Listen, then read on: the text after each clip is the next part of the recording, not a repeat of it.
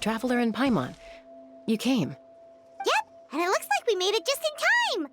Although, can't say the same for the Cuckoosaurs. Bit of a low turnout, huh? Yeah, you'll see why soon enough. All right, get ready. 3, 2, 1, fly! Whoa! We're really flying! I feel light as a feather.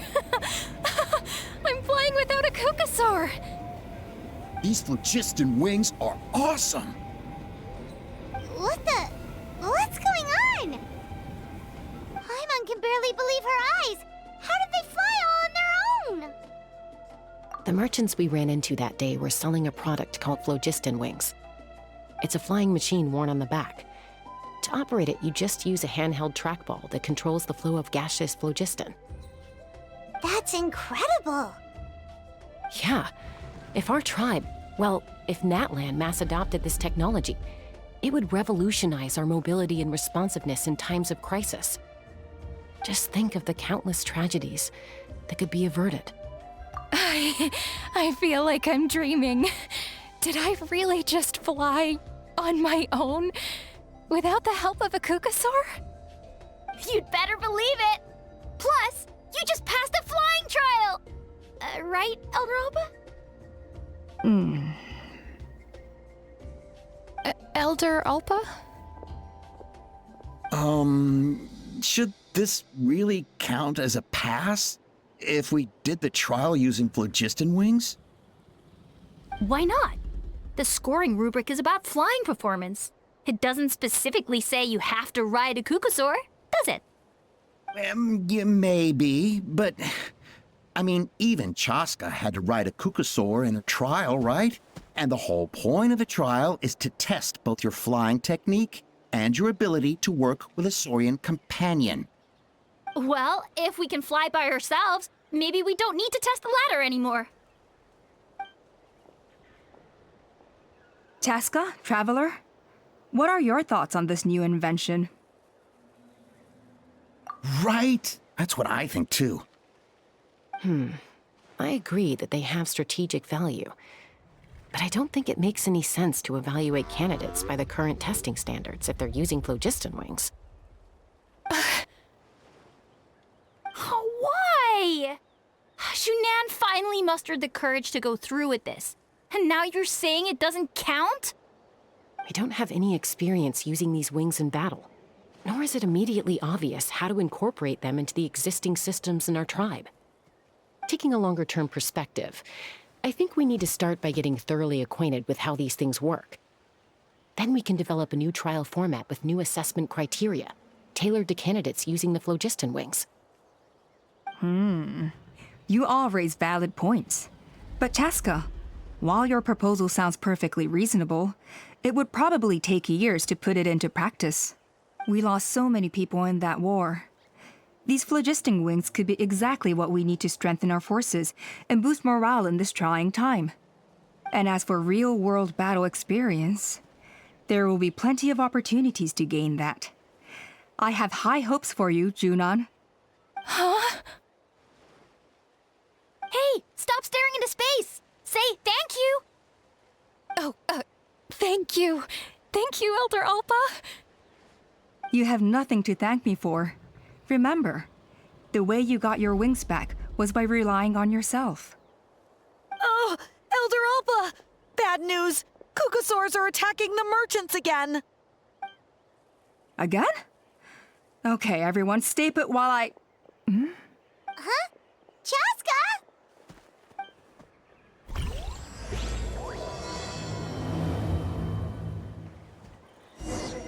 Why did Chaska rush off like that?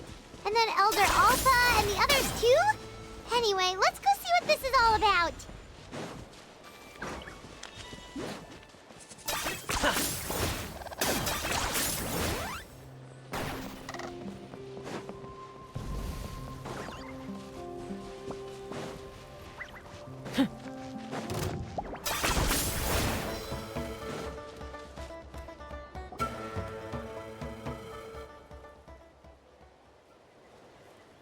Oh, it's back! It found us again! Run! Get out of here! Curses! She's really riled up this time. Hey! Stop running! We'll never outrun a creature with wings! Get back here and let's fight!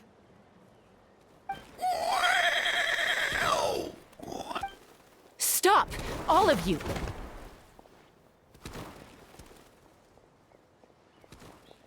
Chaska! Oh, wonderful! Quick, get rid of that thing!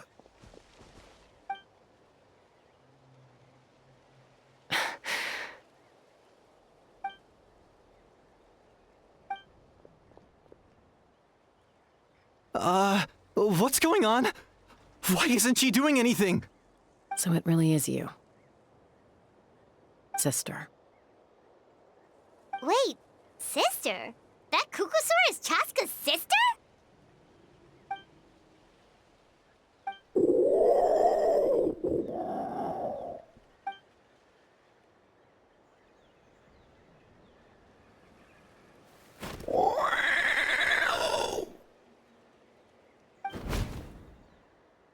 Koya, wait! Is Chaska gonna be okay? Should we go check on her?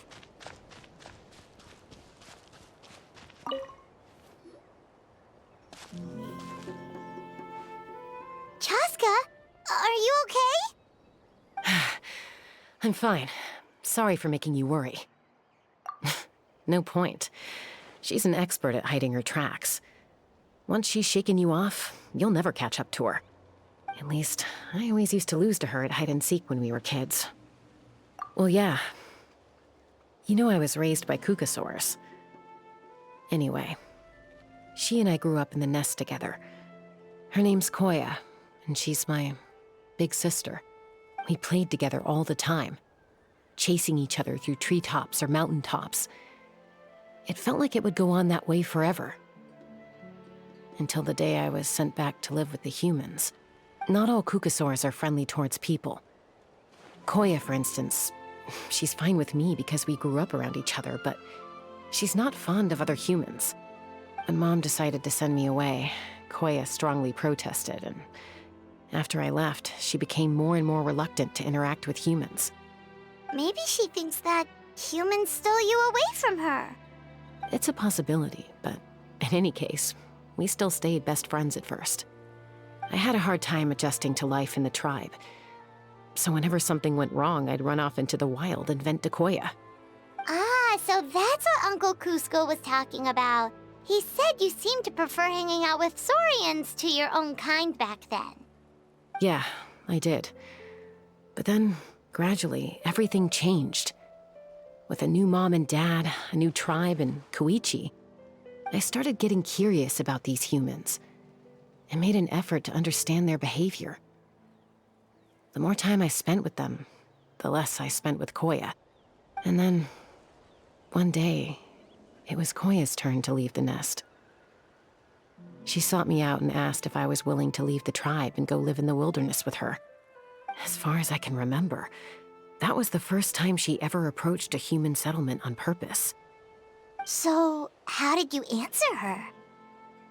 Well, I wouldn't be standing here talking to you if I'd said yes. No, I was torn.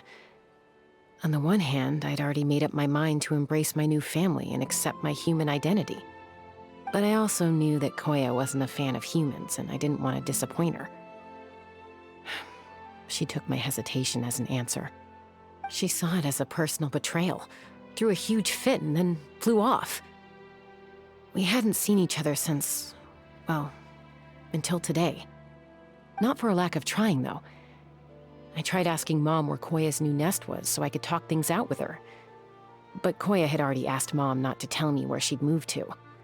It must be hard for Mom, being stuck between her two daughters. So I didn't press the issue. And I didn't go looking for her. If things carry on like this, I need to make sure I find her before anyone else, even if she doesn't want to see me. For now, let's bring the wounded back to the tribe, and see what Mutota and Elder Alba have in mind.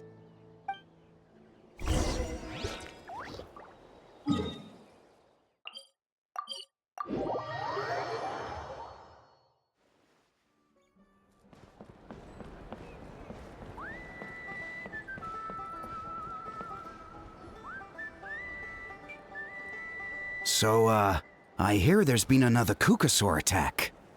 Ha! I knew it! They're wild animals, and they can't be trusted. Hey, show a little respect. The Kukasaurs are our partners. Maybe in the flying squad, but they don't give a hoot about the rest of us. Well, now that we have the phlogiston wings, do we even need the Kukasaurs anymore? Are you kidding? How are we supposed to protect our tribe without them? I didn't mean it like that. Huh? Protect our tribe? Or are you just scared that your precious flying squad will lose its prestigious position? You take that back! Things are changing so quickly. Chaska, there's a conflict emerging there. Aren't you going to nip it in the bud? The whole tribe's talking about this now. Breaking up a single fight won't solve anything. The real source of conflict here is the phlogiston wings, and what happened with Koya. On any other day, people would just brush this attack aside. After all, clashes between wild Kukasaurs and humans are no more common than those between people. But now that the phlogiston wings have entered the equation, it's sparked a debate over whether our tribe needs the Kukasaurs at all. I worry that we risk repeating the mistakes of the Cinder City. Back then, Lord Ochkan's hatred of the Saurians nearly destroyed the peace forged by the Pyro Archon. Chaska, to prevent things from deteriorating further, I'd like to task you with restoring peace to the tribe. I will. Traveler, you've already done so much for Natlan, and the Flower Feather clan has no right to ask more of you. But... looks like I was making a mountain out of a molehill. And don't forget about Paimon. Just leave this to us. This whole situation has unfolded so quickly that it's put us on a back foot. To tell the truth, it makes me a little suspicious. You think someone might have orchestrated all this? It's possible. Leave it with me. I'll look into it. Also, Chaska, could you try to keep a low profile while you're out there digging around? We don't want to give our hand away. I'll do my best. Okay, so where should we start? This all began with Koya's attacks. If we can find out what led her to do it, that should give us something to work with. Unlikely. Given how she reacted when I showed up, I don't think she's forgiven me. If you want to resolve a conflict through dialogue, sometimes you need a third-party facilitator. Let's go see my mom.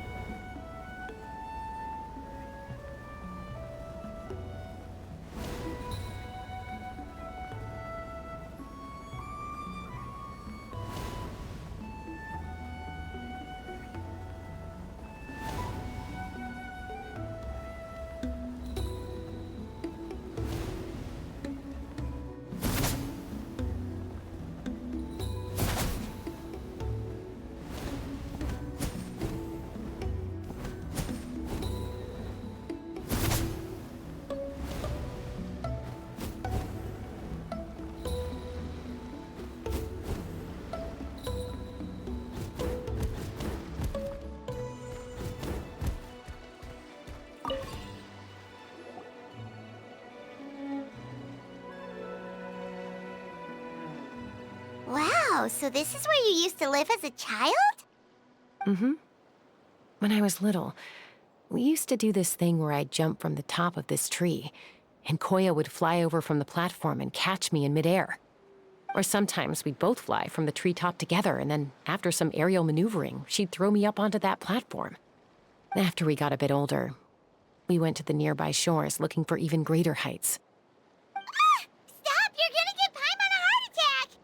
Oh, really? I just thought it made a fun story. Then I'll share more with you when there's time. Anyway, back to the matter at hand.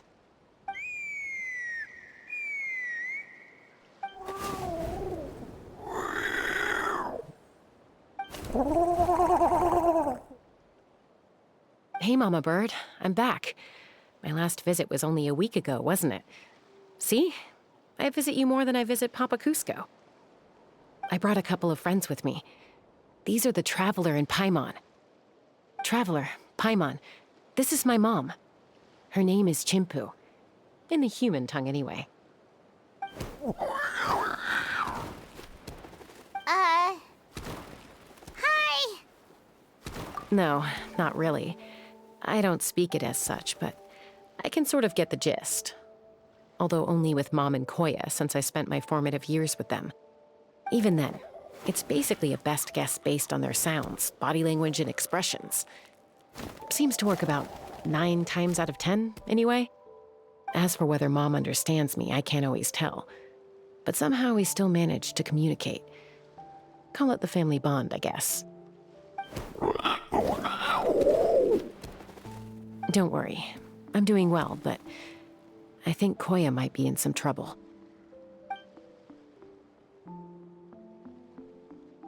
I know she's never been a fan of humans, but she's never deliberately attacked them before either. What's behind this sudden change? Does, Auntie Chimpu know anything? Doesn't look like it. Koya hasn't visited her in a long time. Then, could you please tell me where she's living nowadays? I really need to talk to her. If this animosity between her and the tribe continues, then the next time there's an incident, I don't know if I'll make it there in time.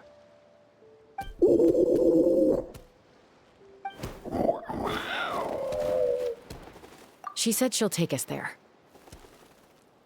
Thank you, Mom.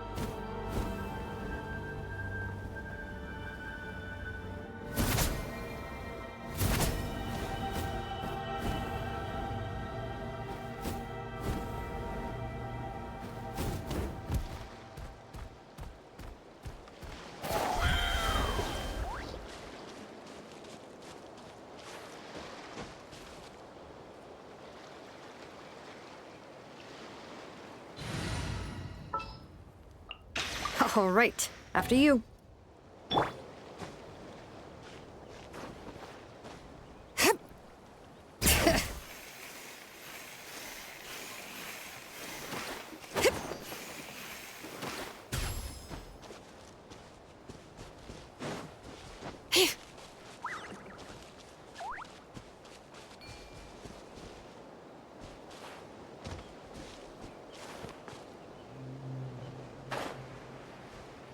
Okay.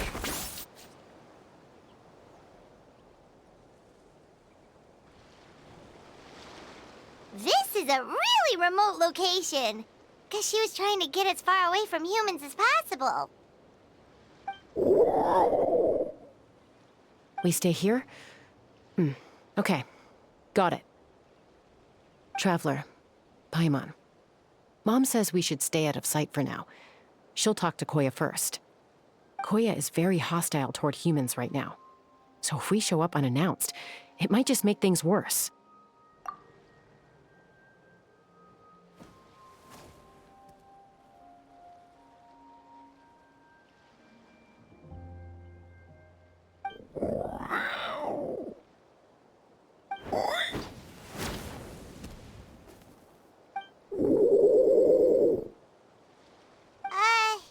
Any idea what they're saying?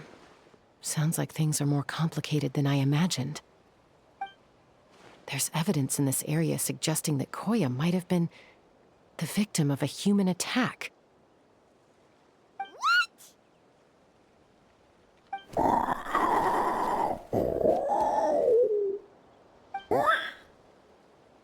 No!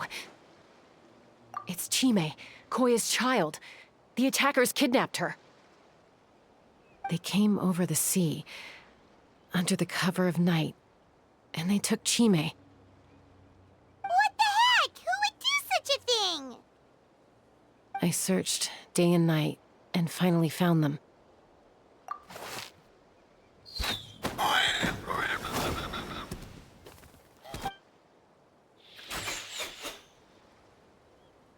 Oh, yeah! T'Pol's contraption is working like a charm. Got her in one.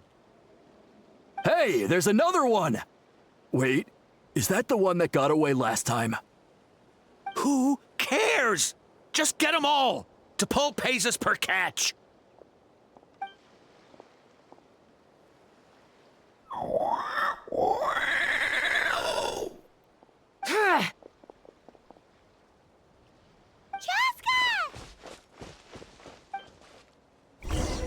Chaska? How do you get here? Quick, stop her! Don't you even think about running away!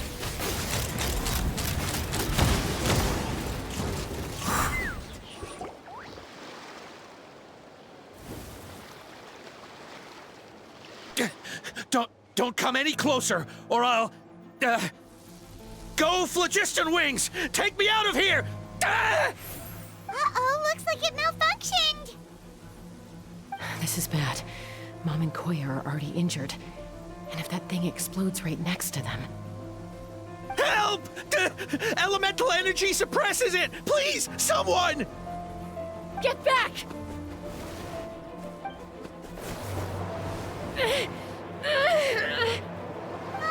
It's still going, and it's getting worse. Guess we need a more permanent solution. All right then.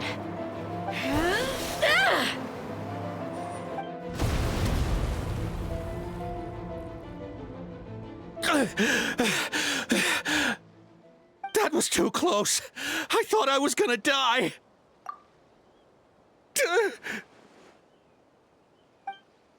Answer us honestly. Were you the ones who attacked Koya before? I am... No, it was...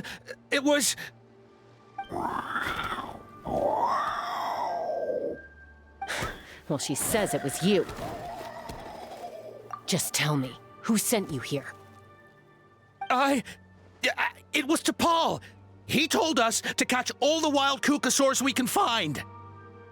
And he also said that this Kukasaur has become a thorn in his side, so it needs dealing with urgently. T'Pol? Huh. Sounds familiar. But where from? Well, he tends to send his orders in writing. He pretty much never communicates with us in person. When he does, he wears a mask to hide his face. And whenever we trade Kukasaurs for Phlogiston Wings, we deal with his henchmen. So you didn't even make those wings? All we did was slap some labels on them and transport them over here, to make them look like they're imported. To make it harder to trace their origins. I don't know, honest!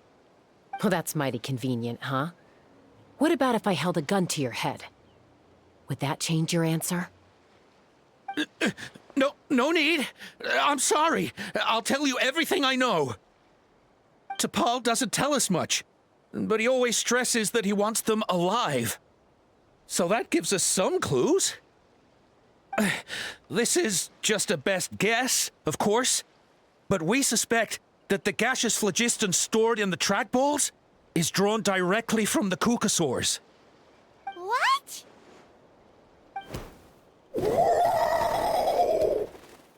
Easy now.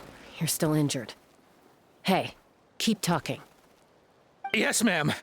So, the gaseous phlogiston has to be highly refined in order to power the phlogiston wings.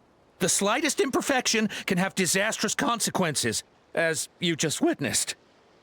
But the Kukasaurs have a natural ability to process gaseous phlogiston. So, if you use them as an intermediary, then...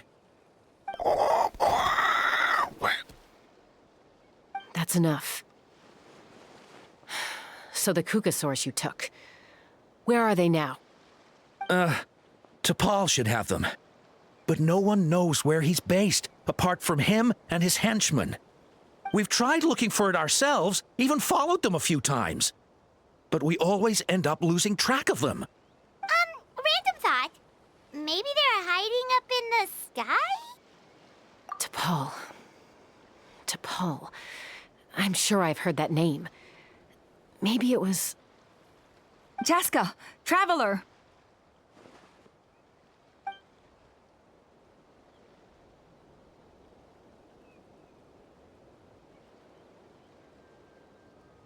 That voice! It's Alpa!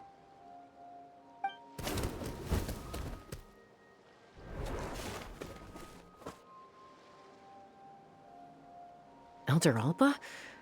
What brings you all the way out here? Well, I was patrolling nearby when I heard the sound of an explosion. What's going on?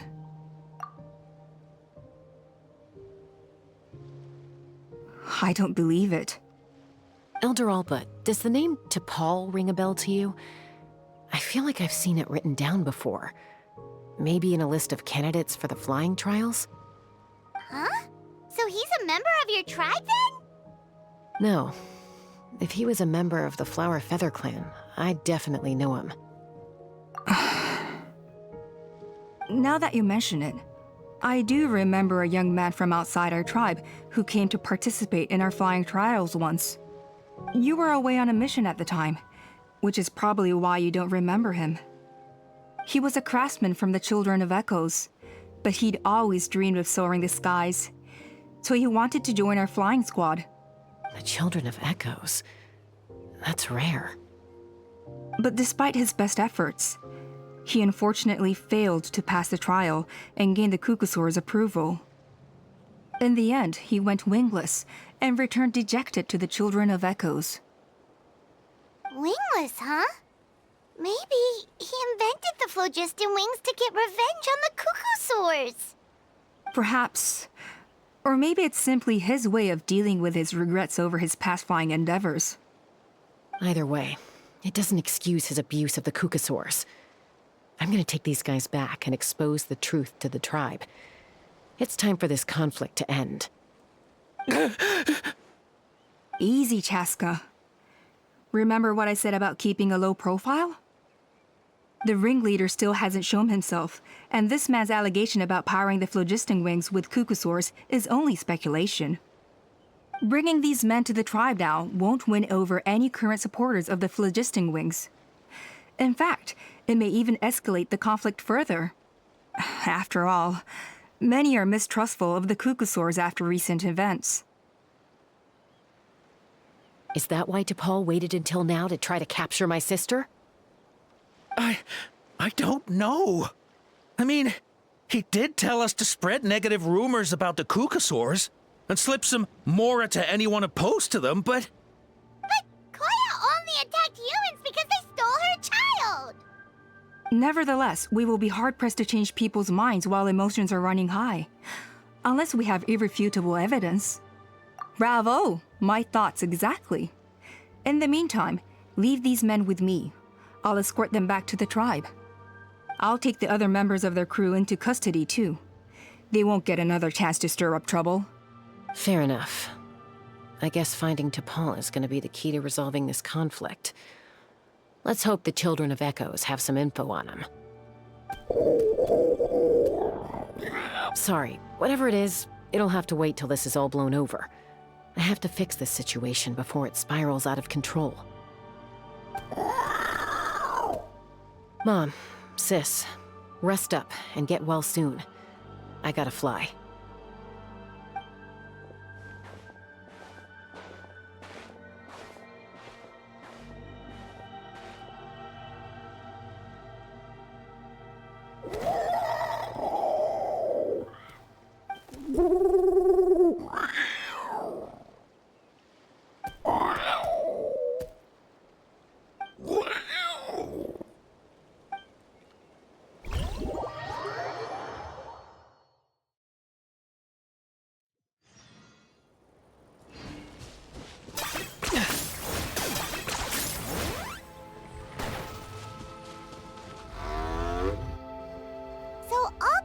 That T'Pol's from the Children of Echoes. But how do we track him down? Just ask around until we find him? Let's start by talking to someone we know. It'll be faster that way. At this time and place, I'll bet the easiest person to find is... Wakey, wakey, Shilonen! Oh, it's you. Okay, give me a second. I'll come down.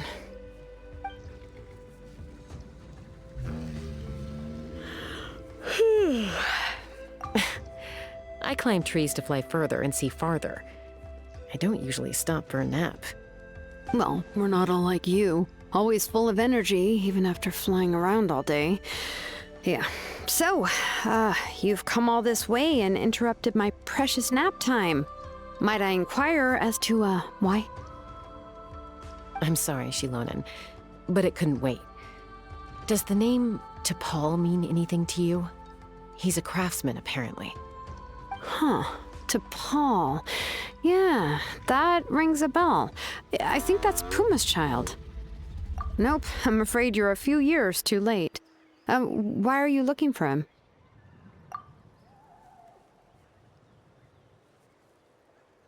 Huh, phlogiston wings. Wow, okay. The kid actually pulled it off. Well, looks like, no more rest for me today. Pulled it off? You mean he's tried making something like this before? Yeah, he started trying to build a flying machine right after he got back from the Flower Feather clan. So right after he went wingless, then. Was this flying machine anything like the gun you made me? You mean your gun that's harder to tame than the proudest Kukasaur? No, he wanted to build something that allows anyone to fly freely, even if they're not naturally gifted. But he never got very far back then, though. Blew up his workshop a few times and barely made it out alive. I never really kept up with him after that. His parents traveled a lot in their youth and only returned to the tribe after he was born. But they settled in a remote area and don't interact with other people much. Which means most people in the tribe don't know them very well. Your best bet is to chat to his direct family. I'll, go get Puma. Wait for me in front of the workshop. I won't be long.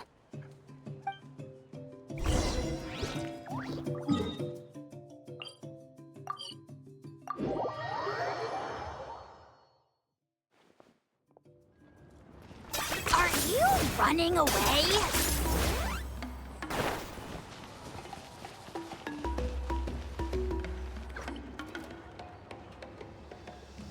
I'm back. Allow me to introduce T'Pol's mother, Puma. Hello, we're... Oh, save the pleasantries. I don't want to spend any longer talking about that boy than I have to. Huh? I disowned him long ago. He is no child of mine. All he cared about was his pipe dream of reaching the sky. Oh, we tried to talk sense into him, but he was obsessed.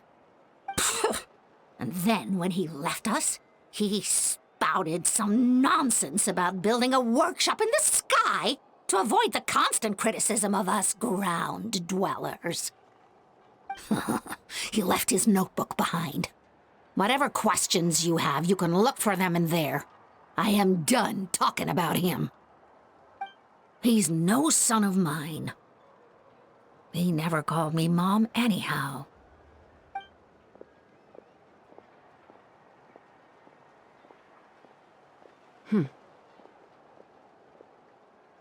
Wow, they've really fallen out. Paimon sure wasn't expecting that. Her husband, T'Pol's father, he passed away recently, and T'Pol didn't even bother to show his face at the funeral. If you ask me, that was probably the final straw for Puma. I'll go keep her company. If there's anything else you need, just come and find me. Thank you.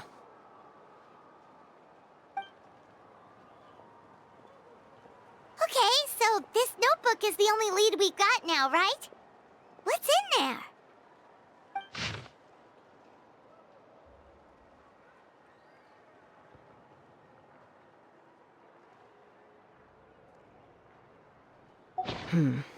Some early designs for the phlogiston wings, and some theorizing about an airborne workshop.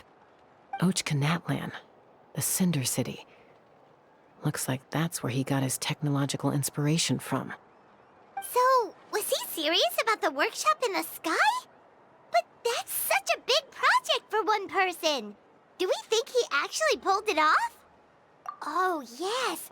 The one from the trial arena that was super high up. That balloon has been there for a while, and everyone's been wondering how it got up there, but what if that's the wrong question? What if it started off even higher up, above the clouds and out of view, and it only descended to its current height due to some kind of malfunction? Part of T'Pol's workshop? Seems likely.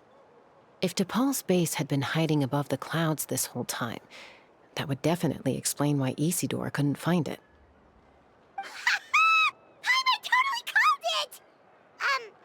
But how do we get up there? Chaska, can you even fly that high? By myself? Possibly. But with a passenger, no chance. I doubt even phlogiston wings could take you up that high. At least, not without that relic T'Pol mentioned in his notebook. Yeah, and he's probably holding on to it. We'll have to find another way. Nope. That's way beyond Paimon's altitude. Also, would you really expect Paimon to go up there and take on T'Pol all by herself? Let's not worry. Just because we can't think of a solution doesn't mean no one else can. I'm not the only flying expert in my tribe, you know. Oh, good point. We should go ask Elder Alpa. And Mutoda. He was quite the flying ace back in the day, too. Let's head back and see what they suggest.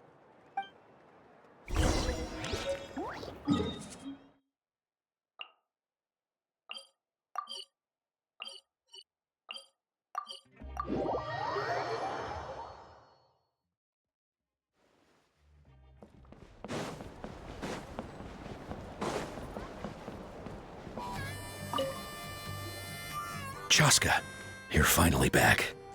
Things are getting really tense in the tribe. Have you made any headway with your investigation? Some people even think we arrested the merchants just to support the flying squad and crack down on the phlogiston wings. We found some promising leads, but there's a major obstacle standing between us and the irrefutable evidence we need. A relic from the Cinder City? So Och Khan's still managing to sow discord, even after all these years. An airborne workshop and a hot air balloon above the trial arena. And that's where you're trying to get to now? Neither phlogiston wings nor a Kukusaur can take you that high up. Do you really think that's where T'Pol is hiding? You know what? There might just be a way. Really? Do you still remember those spouts in the arena? When they were all blocked, the gaseous phlogiston was trapped and unable to flow. But now, It's flowing freely. If we were to block them up again... You mean all of them except the one at the very top of the arena? To build up the pressure there? Precisely. With all the gaseous phlogiston flowing through one spout, it would create a high-pressure wind current. And then we just ride it up into the sky! Yes, it has its risks, but with Chaska's abilities, I think she could manage it.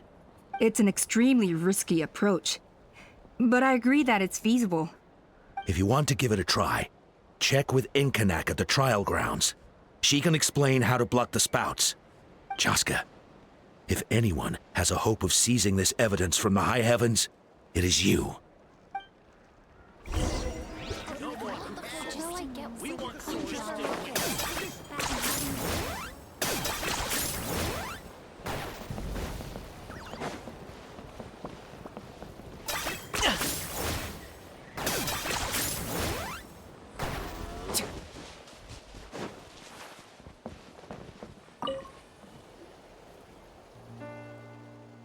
Goodness me, that is a very bold idea. Maybe so, but we have to act fast. What's the quickest way for us to block off the spouts? From a technical perspective, I'd have to advise taking some measurements and carefully planning this out first. But I'm guessing that's not what you want to hear. Then we'll have to take the rough and ready approach. See the solid phlogiston over there? Our prior inspections revealed that some kind of stable structure has formed inside, making it highly damage resistant. It's not without its weak points, but unless they're all struck at the same time, the structural integrity won't be threatened. So, what happens if we do strike them all at once? It'll collapse. Okay, I see where you're going with this. Yeah, you got it. As long as you hit all the weak spots at once from the right angle, the solid phlogiston will fall right on top of the spout and block it up. You're right about rough and ready. Sounds like my kind of plan.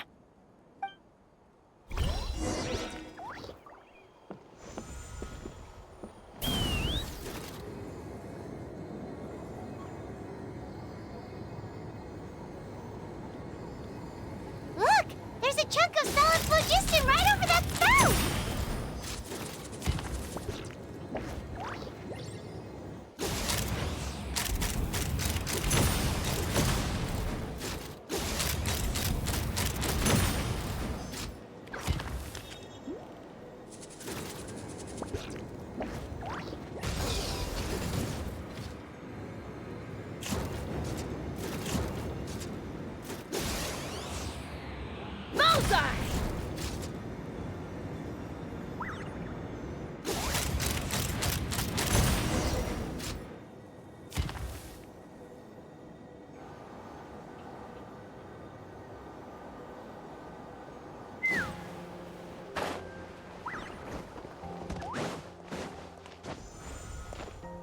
Take me up!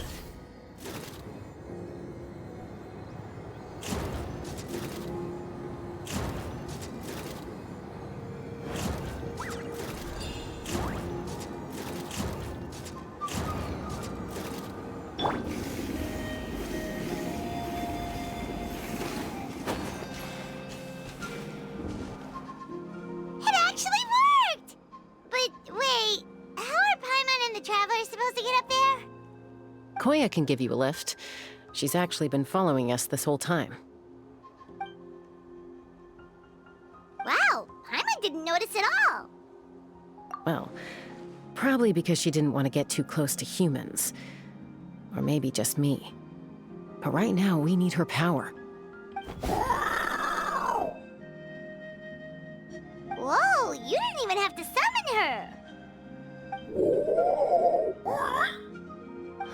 Yes, up there. That's probably where Chime is. All right, let's go have a little talk with this T'Pol.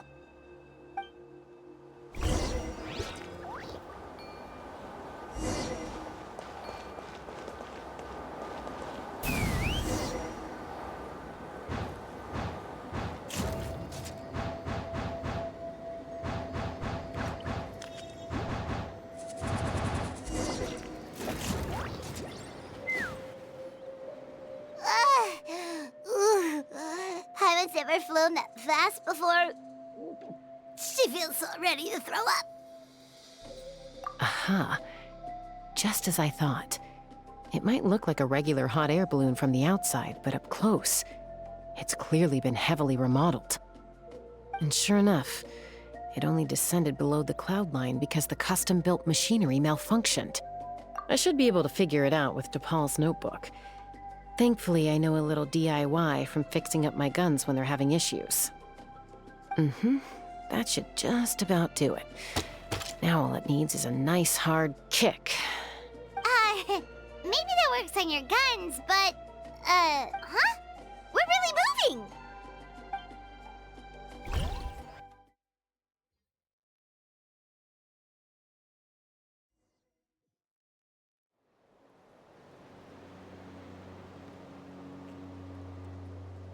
Here it is! The workshop in the sky! Oh, you gotta see it to believe it. Makes you wonder why T'Pol even bothers with phlogiston wings when he has tech like this.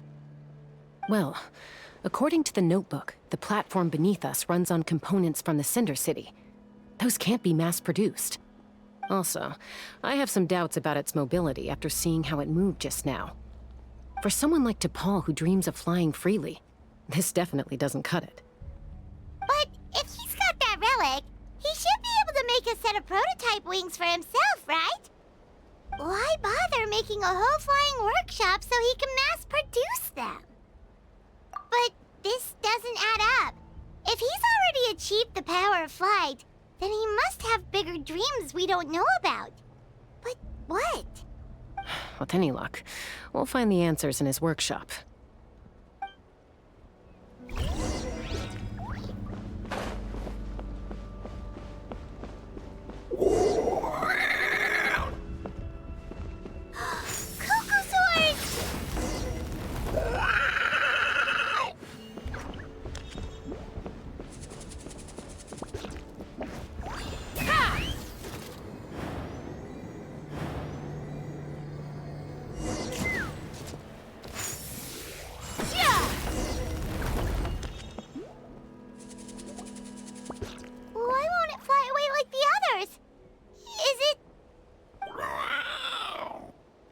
She's still breathing, but barely. By the looks of it, T'Pol was using these cages to extract phlogiston from the Kukasaurs. Once a Kukasaur is drained of phlogiston, it becomes too weak to move. We'll have to come back for these ones after dealing with T'Pol. Let me see. Looks like a record of his phlogiston research. Log number 330. With the support of... I was finally able to launch the airborne workshop. Even though it relies on the relic for 80% of its power supply, I've at least taken the first step. Log number 348. Research on the relic is progressing well. I should be able to replicate the technology and scale up production very soon. Has proposed a name for this groundbreaking invention: the phlogiston wings. I think I'm getting close. Soon, I will achieve my dreams. Log number 377. Encountered some issues with the new, smaller model phlogiston wings. The gaseous phlogiston showed some volatility during the refinement process. Thinks we should proceed at a more cautious pace with the refinement experiments. But after so many past failures, I have to prove that I will succeed this time. Log number 114. Ran an experiment using Kukasaurs to refine gaseous phlogiston. It was a success. Log number 117. I've started recruiting merchants and hunters to capture wild Kukasaurs. Log number 121. Major breakthrough in the efficiency of phlogiston yield. Huh? So many parts have been crossed out! Yeah, probably the contact he alluded to in his other notebook. Guess he has a benefactor. Did anyone else notice how the numbering system in this notebook suddenly changed halfway through? We haven't got time for textual analysis, I'm afraid. Grab the notebook and let's press on.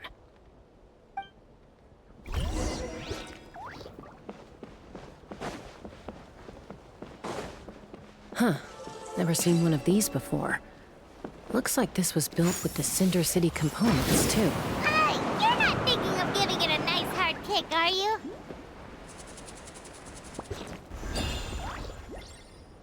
Take me up! Whoa! What's that mechanism doing? It's asking for a nice hard kick where it hurts. Aim for the weak spot.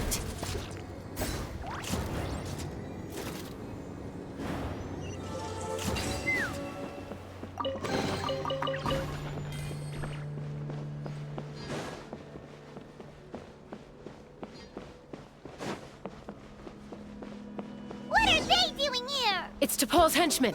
He must have brought them here using the relic in his prototype wings. Watch out! Down in the corner. All right.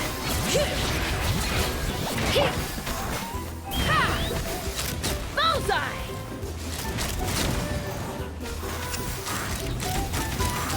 Bullseye!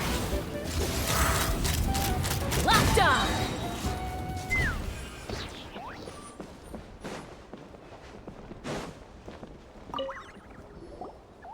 Hey, look here! More of T'Pol's notes! Log number 403. Introduced me to some new comrades who fully support my ideas. I told them that some Saurians are blessed with wings, and some people with natural gifts, while the less fortunate among us can only look on longingly as they seize the skies. But I also told them that progress can erase individual differences. Think of the tools humanity has made to fight back against wild beasts. The law we have put in place to even the playing field between the strong and the weak. I promised them that our research will be the new frontier of human progress. With our phlogiston wings, the power of flight will no longer be for a select few to enjoy. Imagine a world where the skies are for all to share. I only hope that when we finally achieve this goal, we'll be proud of me. Imagine a world where the skies are for all to share. Yes, what a wonderful world that would be. If only it were possible. We could respond faster, and so many tragedies could be prevented. But T'Pol, what about the Saurians you're draining dry of phlogiston? You're not sharing the sky, you're stealing it! Bad move. I won't let you get away with it. I'm fine. Let's keep moving. I don't think we'll find anything else here.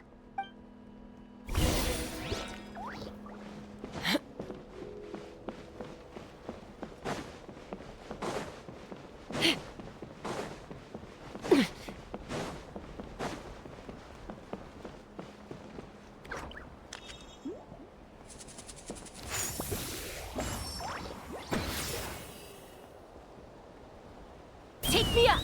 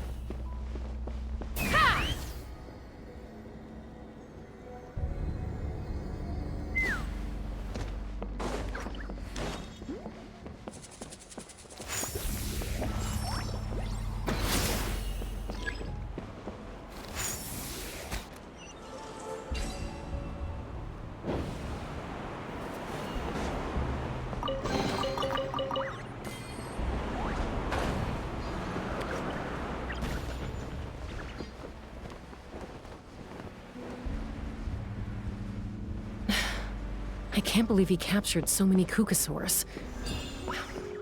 But right now, we have to focus on solving this problem at the source.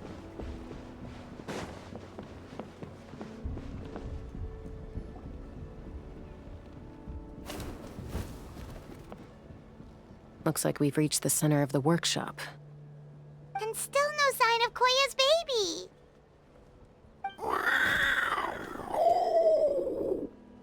Let's search this area for now. If we still can't find Chime, we'll double back.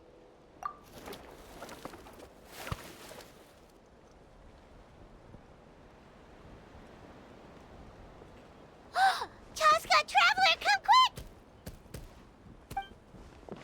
What is it? Did you find Chime? Not yet, but look! It's another one of T'Pol's notebooks! All right.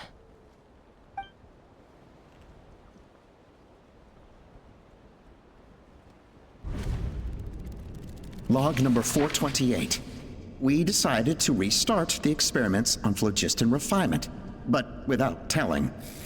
This is the final obstacle to the success of the Phlogiston Wings project. We cannot fall at the last hurdle. Log number 436. Earlier today, suggested using Kukasaurs as an intermediary to extract refined phlogiston. It's certainly feasible, but anyway, as long as our secret experiment succeeds, I'm sure won't bring it up again. Log number 443. We will conduct the experiment tomorrow. Birthday is coming up, so hopefully we'll have a birthday surprise for her. Log number 444. Huh? Why is this log empty? I guess whoever wrote down the log number was prevented from recording the results.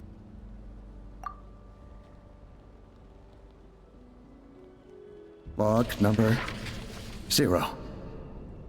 We lost many comrades in the accident. Among them are friends, lovers, and children. But we cannot stop now. We will keep their legacy alive and carry their dreams forward. As of today, we are scrapping the artificial refinement method. Instead, we will focus all our efforts on phlogiston extraction from live Kukasaurs. They are arrogant beasts whose existence in the wild serves no one but themselves. Their true worth lies in their sacrifice for the sake of human progress.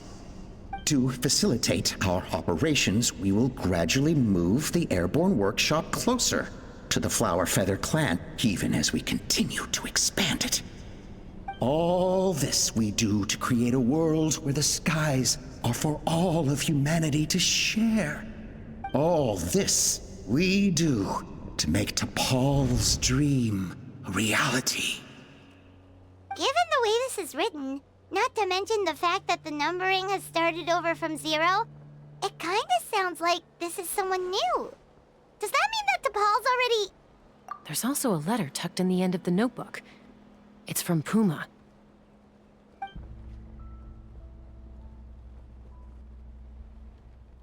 T'Pol, I don't know where you are right now, so I don't know how to reach you.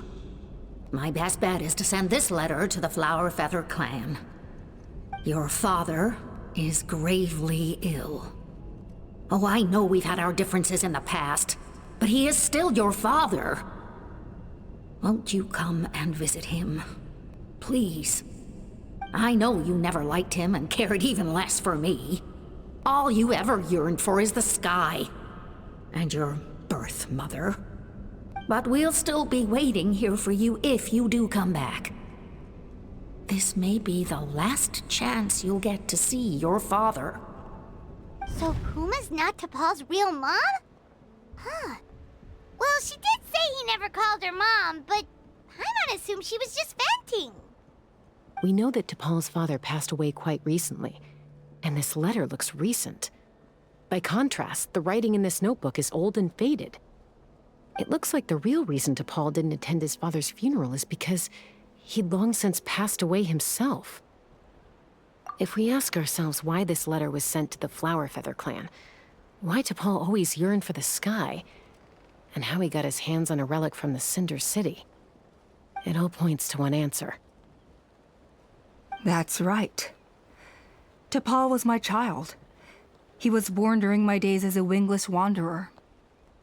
His birth gave me new hope. I wanted to become the kind of mother who spent her days as a valiant rider, soaring the skies. Not an aimless, wingless nobody. But his father wanted to settle down, to give his child a safe, sheltered life in his tribe.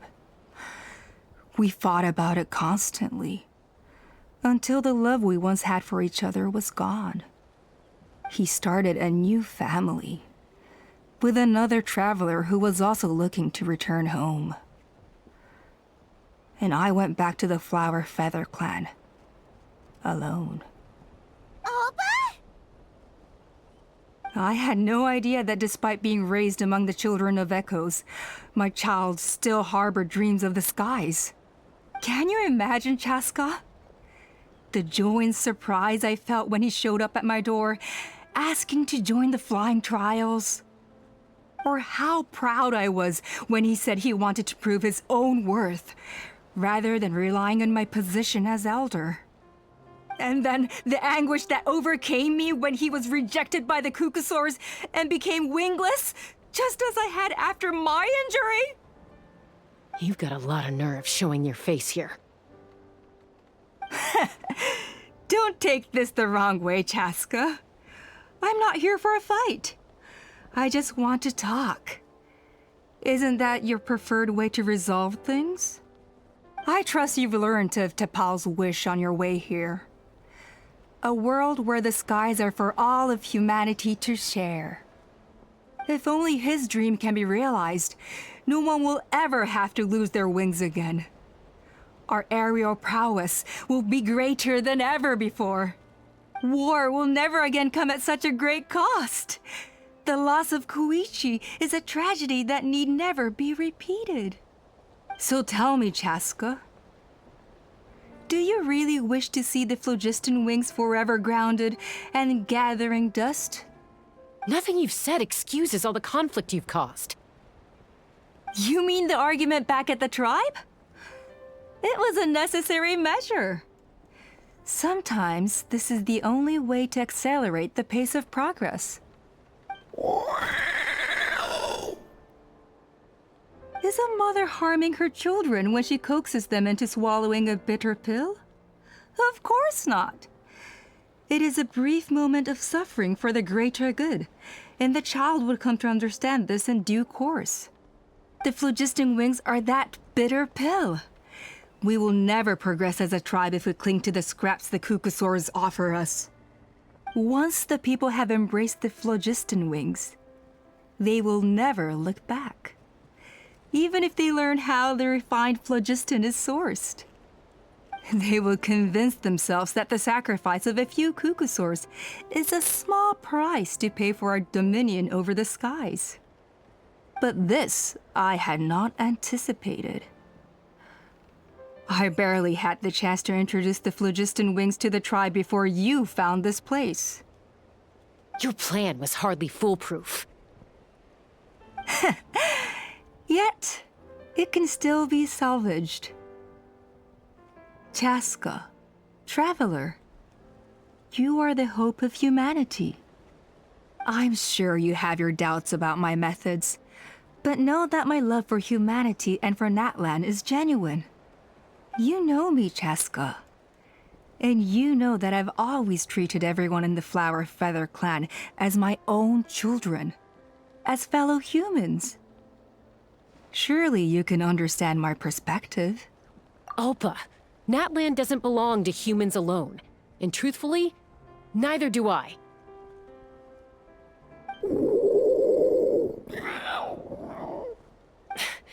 How many times has the Abyss invaded Natlan now?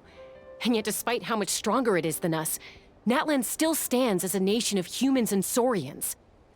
Peace imposed by force will crumble in a matter of days, because social bonds are what hold a civilization together. Weren't you the one that taught me that? And yet you would break the bond we share with our Saurian companions to take more power for ourselves? That's as stupid as hacking your own arm off to use it as a club. They are wild beasts, driven purely by instinct. How could they possibly understand human social bonds? Ugh, how did someone like her ever become a writer? Ha! You overestimate them. They bow to the strong and shun the weak. That's all there is to it. They never gave Tepal a second glance when he was at his lowest, nor me when I returned injured from the Cinder City. It's all about survival of the fittest for them. Plain and simple. They obeyed me once I proved myself stronger than them, but the moment it serves them better, they'll abandon me in a heartbeat. You're wrong, Alpa. They only reject the wingless because they don't want to fly anyone to their death. Chaska, I will promise you this. Only the unruliest wild cucosaurs will be used for phlogiston extraction. The ones who have nothing else to offer to humanity. Well, that's too bad, because I know a few unruly wild cucosaurs who don't think that idea is gonna fly. Namely my mom, my sister, and me. And the others? To us, they're friends, family, even children. So if you want to put any of them in one of your cages, you're gonna have to go through us. Is that right? I knew you might be difficult to convince. Maybe this will change your mind.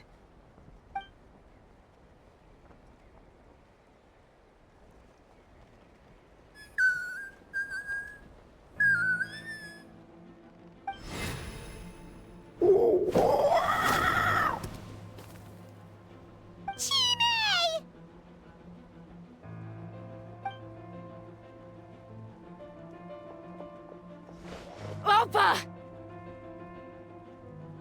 Careful! Don't make any rash decisions. Unless you want to see her suffer. Oh no, that's one of the extraction cages! I told my subordinates to take control of the tribe while I was away. Luckily for them, our strongest warrior and our most powerful ally aren't there to stop it. Take control? What are you planning to do with Mutota and his supporters? Merely accelerate their inevitable downfall. They cannot stand in the way of progress forever. It is not the move I wish to make, but I'm afraid you and your friends force my hand. And since you insist on imposing me too, I have no choice but to keep you here until the dust has settled. So that's what you meant by I just want to talk. You never intended to negotiate. You just wanted to stall us. No, Chaska. I genuinely hoped I could win you over. You are the strongest warriors we have.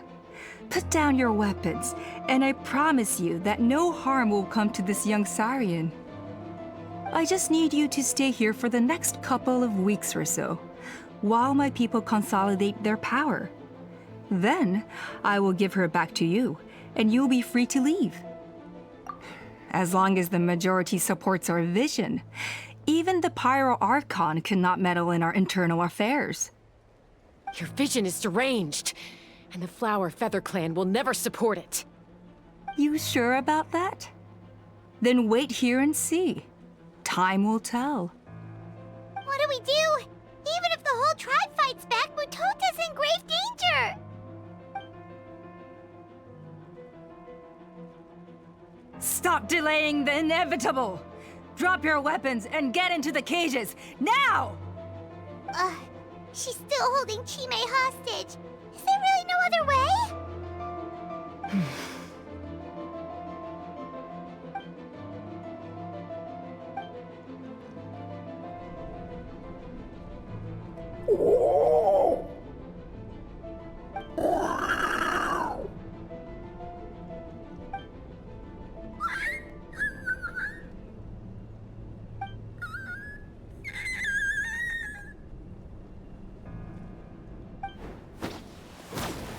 Koya? Huh? What are you yapping about? Stand down. Drop your weapons, now! This instant!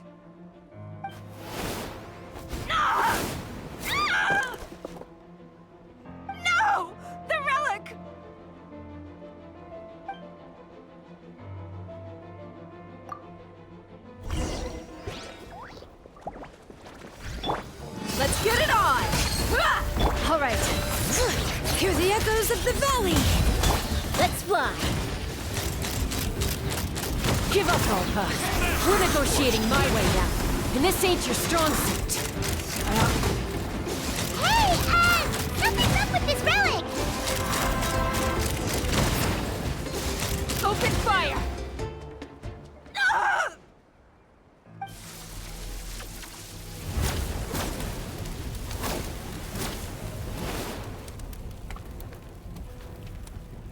No! What is she doing? She'll bring us all down with her! But why? We stabilized the relic! Maybe it got damaged in the fight. If we don't think of something fast, this whole workshop is gonna fall apart. No. They're directly beneath us. My beloved tribe!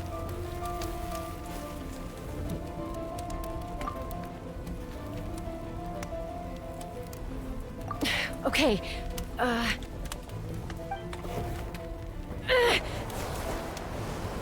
It's too powerful. This ain't a toy like last time. I don't think I can just throw it aside. But we need to get it far away before it explodes.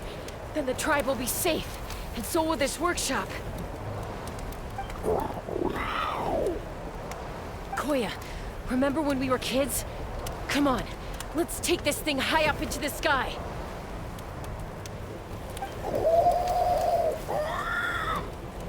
Don't worry, I know I can get rid of it before it explodes. We're talking some surface wounds at most. All I need is for you to catch me at the end, just like old times. I can't hold it back anymore. We have to go. Don't be insane! Alpa! What are you... You're a fool, Chaska! Why would you choose such a risky solution? We cannot entrust the safety of our tribe to this wild Saurian! I'm the fool. You really think you can stand a better chance than me?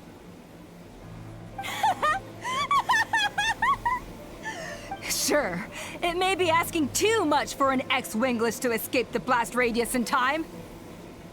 But I can fly it a safe distance away, even if it's the last thing I do.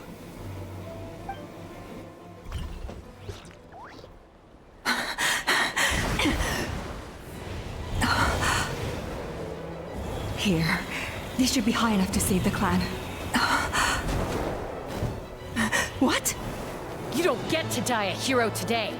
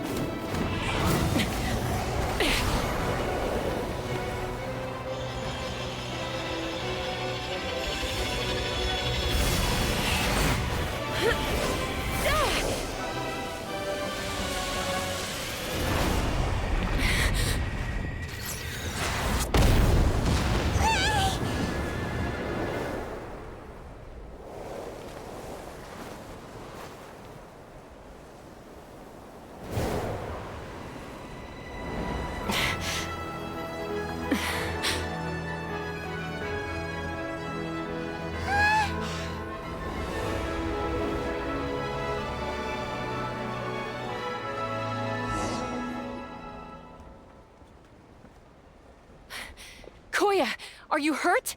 Let me take a look at you. What do you mean, I'm fine? Didn't I tell you to catch me on your back? Why did you try to shield me from the blast? Accident? Yeah, right. Seriously, you're as stubborn as ever. Chaska! Koya! How are things looking here?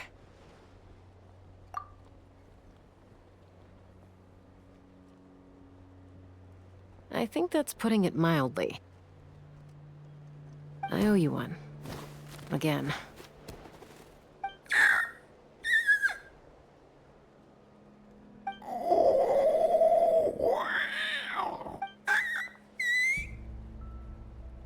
but be honest.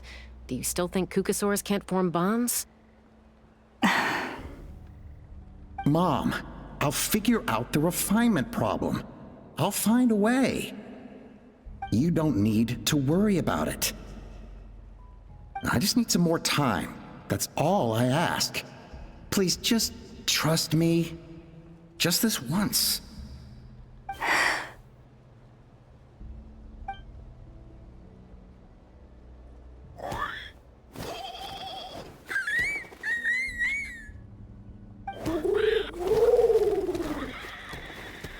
The Flower Feather Clan yield to the strong. And it's up to the winners to define what strength means. So it looks like it's my turn to yield.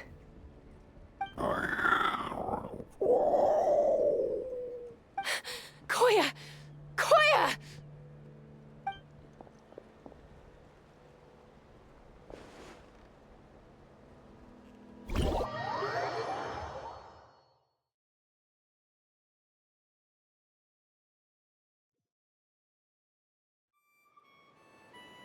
So, you're absolutely sure it's not because of the explosion?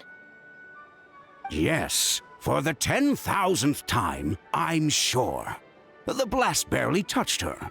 The reason she fainted was old injuries playing up, compounded by overexertion in recent days.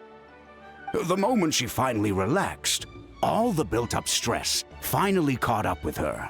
And no wonder. Honestly, she's just like you. Anyway, now you know how we feel when you go off risking life and limb. Your mother and I would both appreciate it if you lived less dangerously. You know she wrote to me from the Masters of the Night Wind, just to scold me for not doing enough to keep an eye on you. If she wasn't so busy with work, you can bet she'd come back here and chew us both out in person. I'll find an opportunity to apologize to her. I promise. You'd better. No more avoiding us, okay? And don't get me started on all the checkups you've missed. Got it. Got it. Huh? Koya? You're awake. I'll go let everyone know. Hey, but we're not done talking. What are we gonna do with her, Even after everything that's happened, she still hasn't figured out how to start the conversation with you. She keeps saying, I don't think Koya has forgiven me yet. But if you ask me, she's the one who's scared to open up and have an honest conversation. For all her confidence, she's a very sensitive soul underneath. You'd think as a peacemaker, she of all people would know how to reconcile with her family after a falling out. She must have been a handful growing up. Thank you for being there for her. And of course, thank you for keeping her safe when you were up there in the sky. Koya, Uncle Cusco, we're here! Ha! I was just telling her that she's not to go chasing danger with Chaska ever again. Cusco, I understand how you must feel. But it's all thanks to Koya and Chaska's efforts that the airborne workshop didn't come crashing down on our heads. Oh, Paimon almost forgot to ask. They didn't hurt you while we were gone, did they? Thankfully, when her co-conspirators tried to arrest me, I was out coaching Koya and Junan. The two of them were a huge help. They took care of things while I went around rallying the resistance. So, in the end, Alpa's would-be revolt didn't really get off the ground. And as it turns out, not all of the wingless want to see our dear Saurian friends replaced with phlogiston-powered gizmos.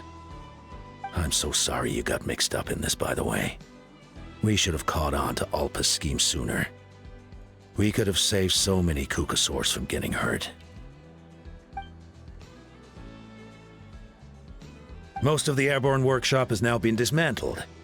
We've just left one small, harmless part intact, and repurposed it as a jail for Alpa and her cronies. Let's see how they like being locked up in a sky prison! So, it looks like there's just one last conflict left to resolve. Peacemaker, you're up. I said I had to wait until things had blown over, didn't I? And now they have. But I still have no idea what to say. Koya, I just want to say, I'm sorry for how things went down back then.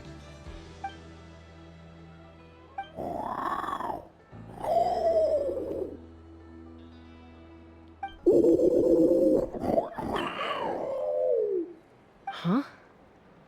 Does this mean you're not mad at me anymore? There's that family likeness coming through again. But that day, when we ran into each other...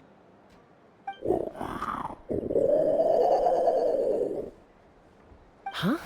So then, when did you finally make your peace with it?